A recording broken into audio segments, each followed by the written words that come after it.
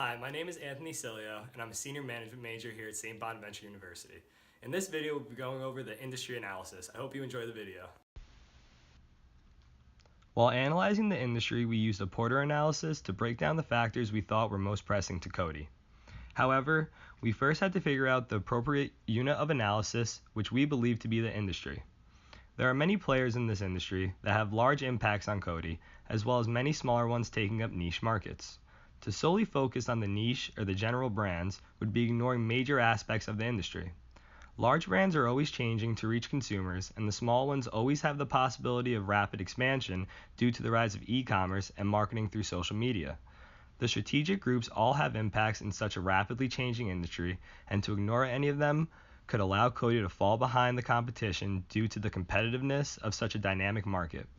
When broken down, we believe that the threat of new entrants and the threat of buyers were most pressing, followed by the threat of rivals and threat of suppliers, and lastly, the threat of substitutes.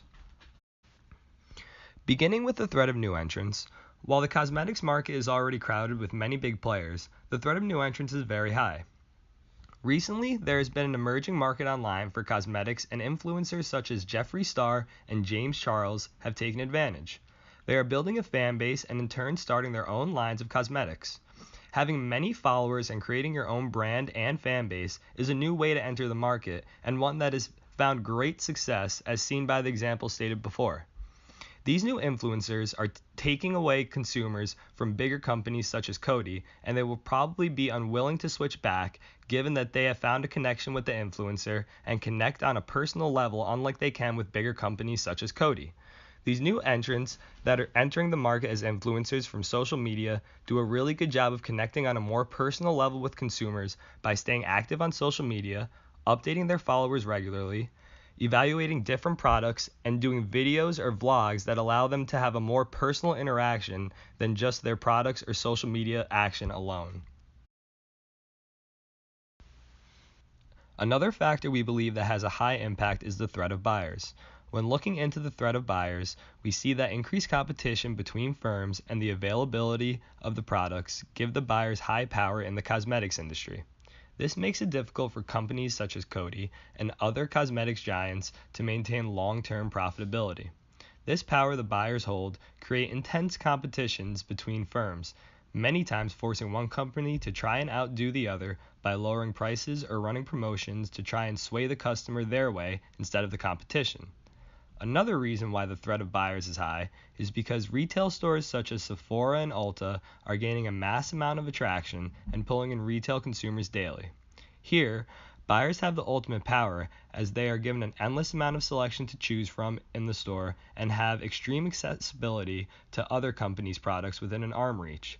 At stores such as Ulta and Sephora, buyers rarely have to settle on something. Instead, with the wide variety of the products, buyers almost always find the one they want for their individual needs and instead are not forced to use all the products from the same brand. With stores like these, the threat of buyers just continues to become higher. As for the threat of rivals, we listed it as medium. Some of Coty's top competitors include Revlon, Estee Lauder, L'Oreal, and Kao. We listed the threat of rivals as medium instead of high due to the fact that our rivals are well established and already have a base of loyal followers.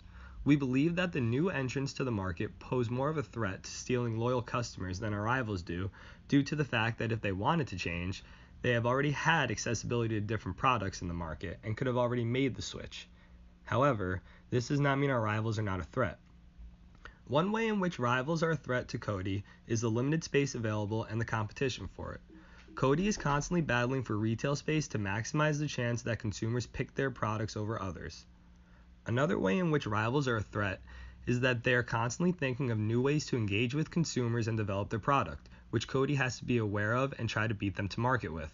An example of this is Estee Lauder's Consumer Engagement Center of Excellence in 2016, which centralized consumer learning and insight.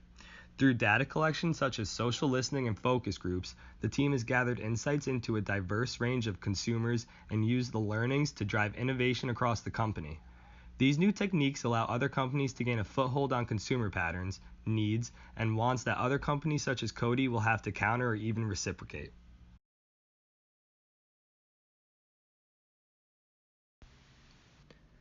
Moving on to the threat of suppliers, which we listed as medium, we can see that they definitely have some pull in the cosmetics industry in one way or another.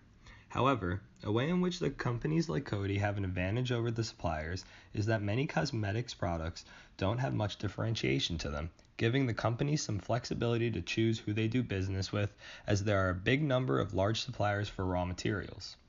Unfortunately, some have patented or more rare ingredients needed to make cosmetics products, and that is one area where the supplier holds much more power. Another way in which the suppliers have power is that if raw materials start becoming scarce or unavailable, they can protect themselves and raise their prices, which in turn can cause dysfunction within the cosmetics industry. The last factor of the Porter analysis, threat of substitutes, we listed as low. As we looked into the threat of substitutes, we found out that many people nowadays would consider the quality of substitutes, at-home remedies, and other products using natural ingredients low due to the fact that there is such a wide variety of high-quality products already on the market which are hard to replicate. Some of these substitutes include milk of magnesia, coconut oil, and aloe. With the quality of at-home cosmetics treatments being low and people wanting their complexion and appearance to look the best it possibly could, it can be easy to see why the threat of the substitutes are low. Not to mention that almost all of the at-home remedies tend to have people laboring to make a product that they can get at the store ready to use and of higher quality. Studies have also shown that when the economy takes a downward turn, that the cosmetics industry is one of the least affected. This shows that people need their cosmetics during any economy and are not too willing to settle for any substitutes.